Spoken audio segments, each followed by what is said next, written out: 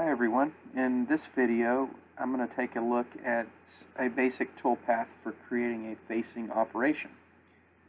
So what we're going to do is we're going to go up to wireframe and we're going to use the rectangular shapes tool, second one down on the drop down. I'm going to select my center point because I want the origin of this part that I'm going to machine to be right in the center. And I'm just going to rough sketch out the size of the shape, and this particular shape is going to be a 2" by 2" square shape. I'm going to select OK. And I now have a 2 by 2 rectangle on the screen, which represents the aluminum stock that I'm going to use to machine this part.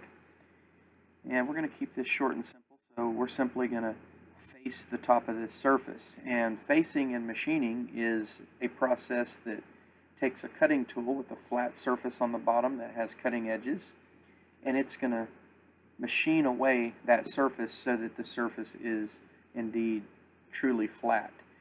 When the material comes to us from a vendor, it's usually extruded or formed in some way, and the surfaces are not necessarily flat. So the CNC machining process will do that. Okay, so we're going to use a milling machine to do this. I'm going to select Machine, Mill, and I'm going to pick my Haas CNC. You can see over here on the left-hand side it's populated with the Haas post-processor.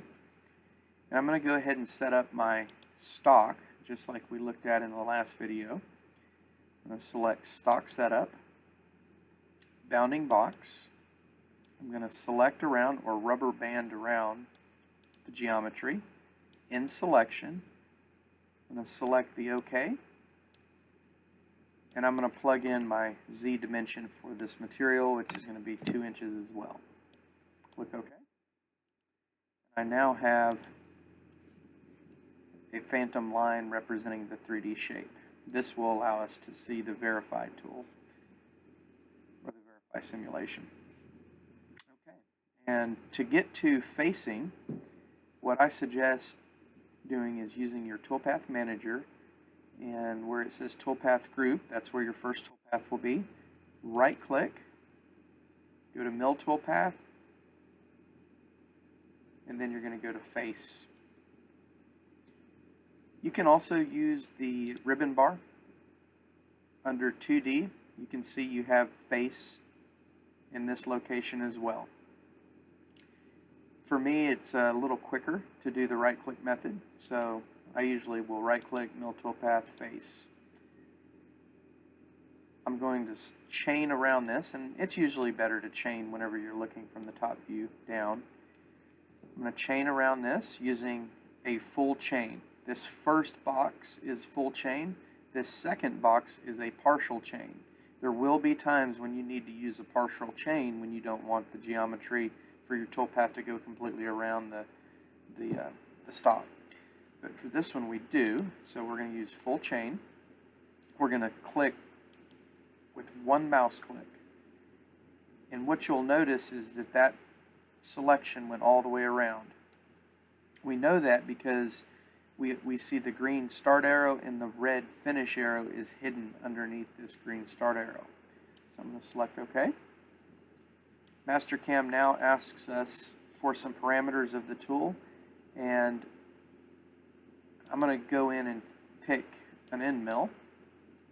And since this is 2" wide stock, I'm going to look for a 3/8" end mill. There. And I'm going to hit OK. Okay, I'm going to go back to top view, and you can see the toolpath that's been created. This is a typical one-way facing operation. Now we're going to watch that using the Verify command, Verify simulation.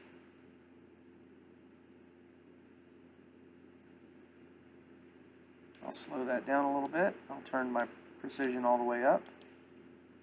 And you can see our tool moving across this part to cut that face. You'll notice that it doesn't change the color of the face because I have not added a depth. Under parameters,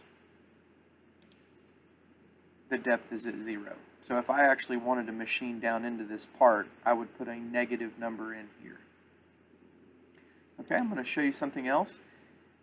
Under the style and cut parameters, it is defaulted to a one-way method, which means that in mill, the cutter is going to only go in one direction on the top of this part. A very popular style is zigzag. And you can see zigzag is going to go back and forth. Now you might be wondering, well, why don't we always use zigzag? Well, when you're cutting the material in a certain direction, it's going to lay the stock to one side and it'll produce a surface finish. So if you use zigzag, you're going to have a surface finish going one direction, and then when it goes back the other way, that surface finish is going to lay the other direction. It still looks good, but it's different. So sometimes you'll have a particular call out on a print where a manufacturer or a customer wants it to be a certain type of surface, and you may have to use the one-way method. It's all about the call out on the drawing. If there is no call out and it just says that you need maybe 2 to 5 thousandths in flatness, then zigzag is the way to go. It's a little faster. Stock to leave on floors, we're going to turn that to 0. That's an extra amount of material that you can leave if you need to do a roughing and a finish pass. We're not going to be taking off much material, so we're just going to put that at 0. Select OK. And then we're going to select this little icon called Regenerate All Dirty Operations. When we select that, our toolpath reappears. And we're going to look at that in the top view. And you can see now I have a zigzag toolpath. I'm going to show you one more thing on this. You'll notice that at the end of each pass, it just moves in a straight line and then moves back the other way. That's okay. It's not detrimental. But MasterCAM gives us an option for these transitions at the end of each one of these passes. And that is in the same place. It's in cut parameters. It's called move between cuts. And what I like to use is high-speed loops. Go ahead and show you what that looks like. We're going to regenerate. It just changes that transition into an arc rather than a straight line.